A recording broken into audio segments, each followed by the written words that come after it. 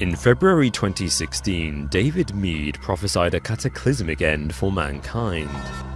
Meade claimed to have scientific data proving that a mysterious planet, Planet X, is on course to crash into us, transforming our planet into a literal hell on Earth. Meade forecast the collision to take place in late 2017. If that's true, then the next few months may be mankind's last.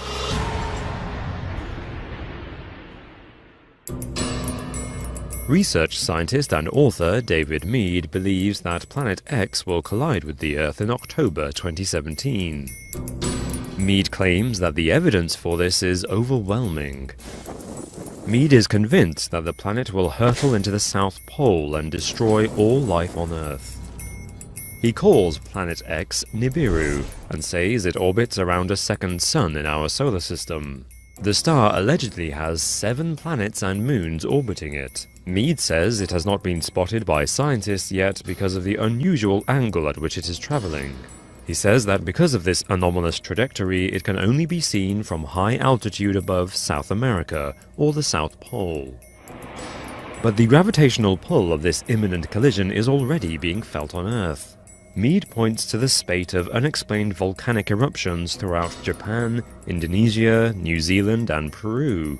He argues that these are directly caused by disruption to forces in Earth's atmosphere by Nibiru's gravity. He also says Earth's soaring temperatures and the apparent proliferation of sinkholes throughout 2016 are signs that we are feeling the impact of Planet X as it nears. Meade claims evidence for the crash stretches back millennia. He quotes passages from the Bible, like Revelation chapter 12, which describes a sign in heaven of a woman clothed with the sun, with the moon under her feet, and the crown of 12 stars on her head. Apparently, using complex computer modeling software, Meade showed that tracking the movements of the cosmos pinpointed the moment of this sign of stars at September the 23rd, 2017.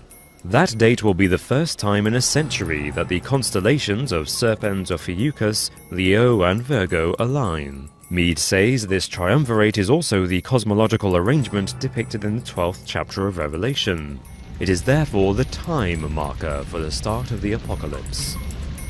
According to Meade, the global elite are secretly preparing for the disaster and have constructed a series of underground bunkers to protect themselves. Unfortunately, much of the justification for Meade's argument comes from religious rather than scientific sources. Biblical verses are open to interpretation and can certainly not be taken as fact. A lot of proof for Meade's argument comes from his own visions and dreams. Indeed, he admits that he used the Bible to find the date of the apocalypse, which in turn prompted his investigations into Planet X. The logic of his theory is circular. Moreover, scientific bodies refute Meade's claims as outlandish and preposterous. In response to online hysteria over these doomsday predictions, NASA issued a sobering statement. They said, "Stories about wayward planets are an internet hoax. There is no factual basis for these claims. If Planet X were real and headed for an encounter with the Earth, astronomers would have been tracking it for at least the past decade, and it would be visible by now to the naked eye."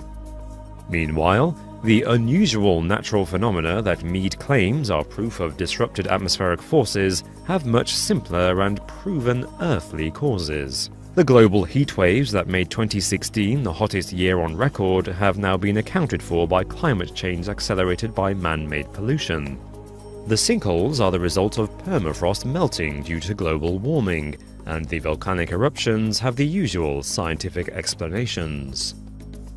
It is also not the first time the hypothetical planet Nibiru has been expected to crash into Earth. Previous forecasts claimed Planet X would destroy us in 2003, 2012, and 2015. Given that each of these predictions failed to come true, the likelihood of Meade being accurate is very low. Nevertheless, it is striking that NASA have just confirmed the existence of a solar system merely 39 light-years away from our own. TRAPPIST-1 consists of a star and 7 planets orbiting around it. Although it is tempting to draw parallels between this newly discovered solar system and Meade's theory, we must remember that 39 light-years is very far away. Meade's apocalyptic vision is frightening to consider. However, his theory lacks the necessary scientific evidence to make it plausible. If Planet X or NIBIRU even exists, there's no reason to believe it will destroy Earth. Brown dwarf star. Now, the object, which is clearly Planet X by deductive logic and process of elimination, is therefore now between Mars and Jupiter. It's not in the outer reaches of the solar system. It can clearly be seen, especially from the southern hemisphere. The implications and the side effects of what might happen to us here on Earth is pretty scary. We're going to get into some of that. Now, one of the cool things that David discusses with us here is instead of having to just take his word for it, he gives you coordinates on where you can actually see it for yourself. Mid-2017, he says we're going to see an eclipse with NIBIRU. He has been able to take his background and transition it into research on Planet X, and has recently compiled an awesome book with a treasure trove of information. David, how the heck are you? Very good tonight, sir. How are you? I'm doing fantastic. I appreciate you coming on here with us. I know that you had reached out to us a few weeks ago. You've got a really cool book coming up here that's going to break everything down with NIBIRU. You know, let's talk about what you do. Well, the way I got into it, I've always believed in following the money. About 5 years ago, I got into some research on the Pentagon black budget. And I don't know if you recall, but you probably do, that the day before 9/11, Don Rumsfeld announced at a Pentagon news conference that the agency was 2.2 trillion short. Money was simply missing, 2.2, not billion, but trillion. So having worked for a period of time at the Pentagon, I realized this was most likely black budget funds. And I did some investigation, and I ran across a couple of areas, basically the deep underground military base research done by Jesse Ventura, done by Phil Schneider, done by other personalities. And I realized, of course, that's likely the source of the lost money. It's black budget ops, and it's being spent. And why is it being spent in terms of these type of bases? So that's how my curiosity was picked, you might say. These bases, I understand, are built away primarily from geologic tectonic areas, but again, when Planet X passes, you're going to have new geotectonic faults established when you have force 11, 12, 13, 14 earthquakes. So I don't know how safe they're going to be. It could be a lost investment for those people. In any case, that was my basic introduction about 5 years ago, and then I got into the science of the topic. My understanding, and this is partly from Phil Schneider, I know he worked 11 years at Groom Lake Area 51. He says the black budget varies between 0.2 trillion and 1.2 trillion per year. I'm not sure when the inception started. It was absolutely going on in the late 70s and 80s. He says a couple of dozen of these may be reasonable for protection. I agree, nuclear protection. But the question is, why do we have over 130 of these? That doesn't really make any sense unless, obviously, Planet X is absolutely a fact, which it is. Well, so, you know, 4 years ago, I remember reading an article on Yahoo News that claimed eventually people are going to be able to look up in the sky and they're going to see what looks like a second sun, but really it's a giant sun that exploded. I think they said it was Betelgeuse or something like that. So in my mind, when I read stuff like that in the news, I think it's, you know, the forces behind the scenes or whoever's kind of orchestrating the media prepping people, you know, subconsciously getting them ready for this type of event. First, it's just an explosion that looks like a sun, and then, hey, oh, it is a sun. So, I mean, do you have any physical evidence, like pictures that you can say without a shadow of a doubt, or files or white papers? Yes, I do. In fact, there's some very good videos on the internet itself that are good photographic analysis. There's one called Multiple Suns Rise Over Halifax, Nova Scotia. Those are the keywords that a person would enter on YouTube to read it or view it. And you can see the sun. And then at the 3 o'clock position, you have Planet X. To the right of Planet X, you have a separate lens flare. Now, that doesn't reflect the lens flare, of course, in the water below, but Planet X is generating its own light, and you can see its reflection, therefore, in the water below. Next, I think a fog bank moves in, and it obscures the sun, but Planet X is still visible. A lens flare cannot do this. Now, that's one good example of something they could simply look up themselves on YouTube. There's also some good Davis Station South Pole videos out there. And there's, in my book, which is Planet X, The Arrival in 2017 by David Mead on Amazon, I've done a video. It's page 15 or 16 or so of the book. And I have a section called Photographic Analysis of Planet X. And I study one video which another analyst did an extensive study on. And let me just sort of explain what happened. A fellow named Glenn Vaughn on April 11th, 2015, was flying down the Pacific side of Central America. He's a professor, an ex-professor at California University. He took a 20 megapixel raw file with a Sony digital camera, and he confirmed the report by sending it in to a particular analyst for review. He took it through an aircraft window. Now, an analysis of the metadata indicated it was taken at 240 dpi, very high resolution, and the metadata further showed the date, the time, the GPS coordinates. I think it was a Sony DSC HX50V camera. In any case, using Starry Night Professional version, the video, which is referenced in my book and which is on YouTube, did a field of view analysis, and he determined Mercury is above, in other words, superior conjunction with the sun, and the object in the field of view, therefore, is not Mercury. Mercury does not have wings, as does this object, and Mercury does not have the brightness or contrast of the unknown object. Now, the analyst also performed a gamma test on a paint program. Gamma testing shows if an object is hot or cold. Hot objects generate, of course, their own light like our sun. A lens flare would be a cold object. They read direct light, they don't generate it. So he started with a gamma of 1, reducing it by steps. At point 10, the gamma illustrates stark differences. At point 01, he shows the hottest, brightest objects on the video. He then reduced brightness to a value, I think, of -3 in contrast to +2.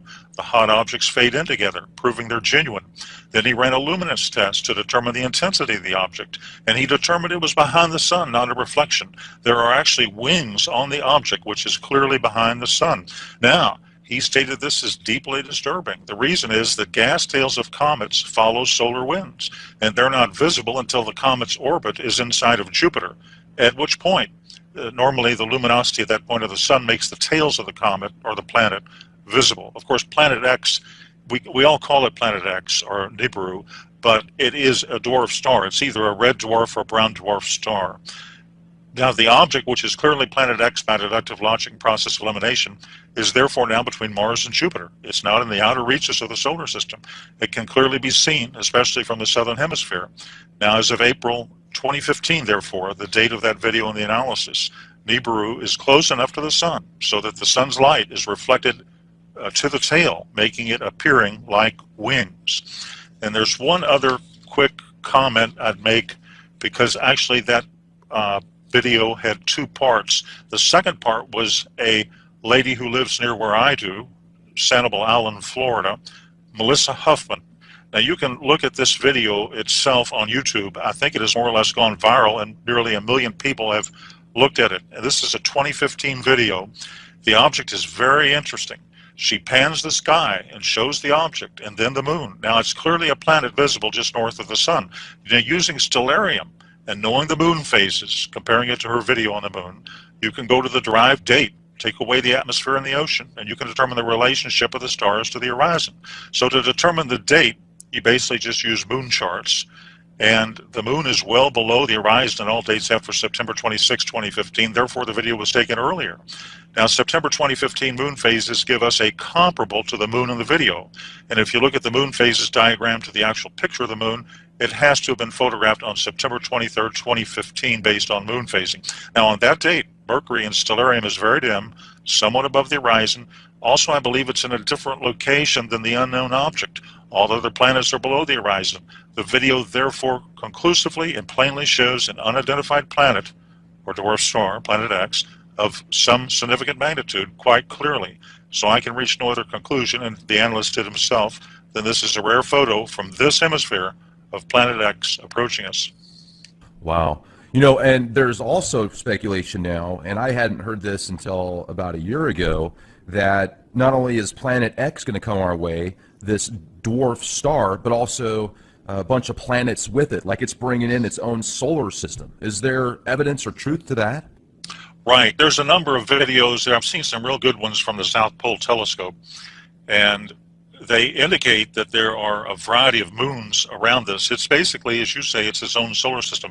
A lot of people don't realize this, but binary, what we've got in our solar system here is obviously a binary twin. 76%, this is a fact, of all stars are binary twins. In fact, 16% are trinary twins.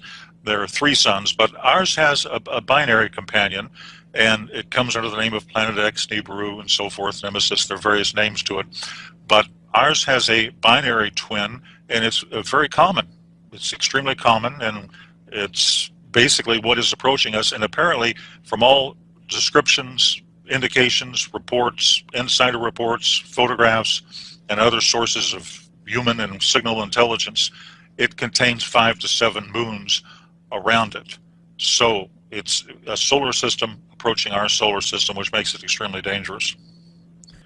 The red dragon of Revelation 12 may well be, and I believe rather obviously is, Planet X, as is referred to in an earlier chapter of Revelation, I think Revelation chapter 8, in a similar manner. A colleague of mine at the university, one university in the western U.S., brought up a very interesting point, perhaps to cover up to my attention. Here it is. Basically, he said, the areas of the dragon anomaly have been covered or patched up by Google Sky in the past. But one of the ways to actually see what is behind this patched out area is to use a program called Skyview by NASA. Skyview, what that is, it's a virtual observatory on the net. It generates images of any part of the sky from wavelengths of all regimes, radio to gamma. You just filter it. Now, when you view these images in various filters, you can see the actual color of this anomaly in Virgo is red, and it does look very menacing, as it appears to have a face like a dragon with 2 profound eyes. It's very intriguing and quite strange. Now, just for your listeners, I'll provide very briefly the right ascension and declination if they want to go to Skyview. And here it is. Just cut and paste this coordinate. Here's the right ascension, 13 hours, 50 minutes, 44 seconds. Here's the declination, and that would be minus 8 hours, 13 minutes and 59.7 seconds. So right ascension is the celestial equivalent of longitude, and in the sky latitude is called declination. So you just enter those coordinates, and then on Skyview you just choose the Iris 100 micron telescope setting, and there you are. You've never seen an object quite like this one. Now, the sign itself might be a sweeping parenthetic of that entire biblical 70th week of Daniel, which is a key to solving the most complex cryptogram in existence, the book of the Apocalypse. As to what it is, the astronomical scientific community, I think, is keeping a very low profile. And the question is, why did they ever cover it up to begin with? Well, and not only that, if we could get into some of the more scientific stuff as well. Because it's so close now, it's different. When it was first observed, probably the first time it was actually observed, it was observed in the infrared spectrum in 1983 by a orbiting Earth satellite telescope called the Infrared Astronomical Satellite. And this is when all those articles appeared in the Washington Post and the New York Times and so forth. And that's when, right before blackout occurred, there were some articles over a 6 to 12 month period of time when it was pretty much spoken freely of, and then all of a sudden I think they realized the seriousness of the matter, and they went ahead and produced a blackout. Now remember this, the blue daytime sky is going to hide Planet X until it eclipses the sun, but there is going to be a full disk solar eclipse right after September 23rd, 2017. This occurs, if you look at moon charts, on October 5th, 2017. And what happens, of course, during a full disk solar eclipse is the sky turns black, and that will reveal at that point, that week, in my opinion, the week of October 5th to 12th, if the book of Revelation is true, because this ties in perfectly with it, that could well be the exact month that we can first see it with the naked eye. So, in my opinion, combined with a predictive computer-generated astronomical model, the Bible, the book of Revelation, the Apocalypse, tells us that the red dragon, or Planet X or NIBIRU, appears after September 23rd, 17, but it has to appear before October 11th, 2017. At that date, October 11th, 2017, the sign in Virgo, the woman Virgo, will no longer be, quote, pregnant. Then the red dragon or Planet X therefore must make it an appearance before October 11th. So that seems to be a cutoff date. Jupiter, which is known as the planet or the star of the Messiah, exits Virgo, the Virgin, on October 11th after having spent, I believe, 301 days or about 42 weeks in the, quote, womb region of that constellation. And again, after that point, the woman will no longer be pregnant. So that gives us a very narrow window, just to use Book of Revelation or the Apocalypse as sort of an intel briefing. And the great sign of the woman, is described in Revelation 12, 1-2, forms and lasts for a few hours. And according, again, to astronomical models, this sign has never before occurred in human history. It will occur once on September 23rd, 27. It will never occur again. And I believe it places us right at the time frame from that analysis of the Planet X approach to the Earth. I would prepare on or before the fall of 2017. I would conduct emergency preparedness. Of course, you want to be spiritually ready. You want to have a clear conscience and all that, but you need to do physical preparations as well. I think survival gear, emergency food, that sort of thing. And the reason is that, again, all this while you're going to get increasing levels of disinformation from the mass media until it's actually there. And then they're going to say, whoops, we didn't have any notice, we don't know what happened, and so forth. And they're going to run and hide in what they've already established. But, you know, the public is there and the public has to fend for itself. This global warming, as you've heard, I'm sure, is a cover story. The Earth is heating up from the core outward because of the approach of Planet X. During the 20th century, I think there were 35 volcanic eruptions in a typical year. Now there are more than 35 of these every single day. So basically, when X approaches, that week you see it in the sky, let's say it's October of 2017, you know, for purposes of discussion, at that point, it's not going to actually collide, I don't believe, with the Earth. The Earth is only 8,000 miles in diameter. It may pass 5, 10, 15 million miles away, but it has a very high magnetic attraction. It's going to have a gravitronic effect. It's going to cause the shifting of the Earth's crust. It's going to cause major volcanic activity. It's going to cause tidal waves. And when a pole shift happens, the ocean literally comes up out of its basin. So you're going to have major weather changes, seismic activity, and volcanic eruptions.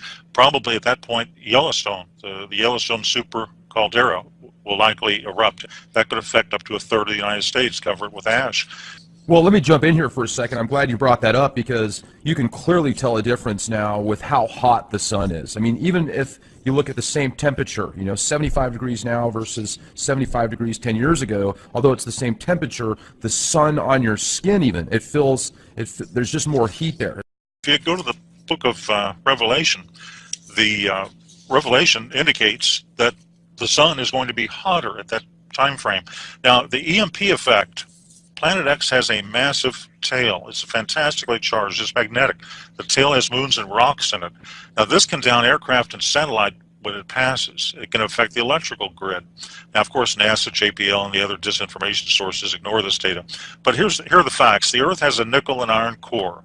Now, this generates its magnetic field. However, the magnetosphere has large holes in it. The magnetosphere is a static shield. Now, under routine solar conditions, it protects the Earth from coronal mass ejections. But when Planet X arrives, we're no longer under routine solar conditions. Now, you know that the magnetic poles have been shifting towards Russia at maybe 40 miles an hour a year. But when Planet X arrives, the physical poles will shift. Now, this will create some hyper-earthquakes, tsunamis, and the shifting of land masses. So if you want to look at a few different states, one thing people can do to protect themselves is simply be in the right location when it happens. Now, there's a few states to avoid. And California is highly dangerous. It's composed of rock plates. Now, when rock is compressed, it breaks. And you'll see the crumbling of rock, of course, as its mass goes upwards. Now, the West Coast will have major catastrophic changes, synergistic proportions, tidal waves, high hurricane-force winds, earthquakes on the fault lines, volcanic activity over the magma. So it's highly dangerous. And I think the long-term danger is in riding out the shifts. for those who are living near the boundaries of plates. Now, cities without mountains as a backdrop can just be washed out to sea. You'll have broken gas and water lines. San Francisco, it's on the San Andreas and other fault lines. A lot of the population will be trapped. Water will overflow the city. Survival will be minimal. California is not a good bet. Now, the area around Arizona, on the other hand, the Hoover Dam probably won't survive because of earthquake activity. And you'll have rivers flooding, and areas within rivers should probably be avoided. But you look at Phoenix and some of these main cities. Arizona has withstood many a pole shift. The area around Tucson is safe. Florida is another very dangerous state. Its highest elevation is 105 meters in the Panhandle. And but as for Central and South Florida and the Keys, these parts can be devastated by tide of water. Colorado, for example, is a safe area. The domestic division of the CIA is relocating to Colorado. That should give viewers many clues right there. And of course, one of the safest parts of the country is the Ozarks, northern Arkansas, southern Missouri, average elevation close to 1,000 feet, self-sufficient water supply, agricultural land. They'll do well. They're also isolated from large metropolitan areas, and they're well enough inland to avoid flooding through, tidal waves. So it's part of the preparation is probably geographic, but I would expect when it hits, when you see this object in the sky, you'll have 1 to 2 days to accumulate all of the emergency food and water you can. I would accumulate at least a 3-month supply. I would highly recommend people educate themselves, understand the whole picture, and probably take action at that point.